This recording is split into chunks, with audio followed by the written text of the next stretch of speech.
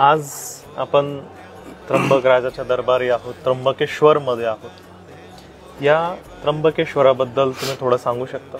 त्र्यंबकराज किंवा भगवान सदाशिव ह्या ठिकाणी का आले याची एक छोटीशी गोष्ट सांगतो.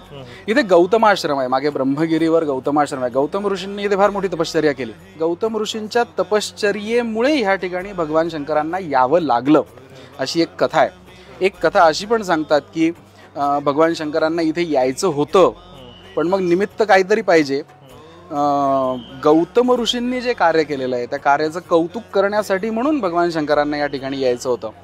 पण त्यांनी एक लीला केली. त्यांनी गणपतीला पाठवलं काही यात्रेकरूंचं रूप घेऊन. त्याच्याबरोबर अनेक यात्रेकरू होते आणि त्याच्यामध्ये एक कृश अशी गाय होती. आणि ही गाय गौतमांचं सगळं शेत खायला लागली. त्यावेळेस गौतमांनी फक्त तिला हाकललं, पण ह्या सगळ्या भगवान शंकराच्या आणि गणेशाच्या लीलेमुळे ती गाय त्या ठिकाणी मरण पावली. आणि गणेशांनी सांगितलं की याचा आता प्रायश्चित्त तुम्हाला घ्यावं लागेल.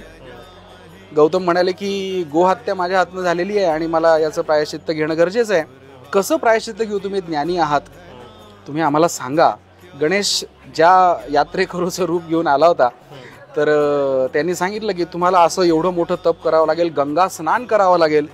गौतम म्हणाले मी निघालो गंगा स्नानाला. गणेश म्हणाले थांबा, निघाले कुठे?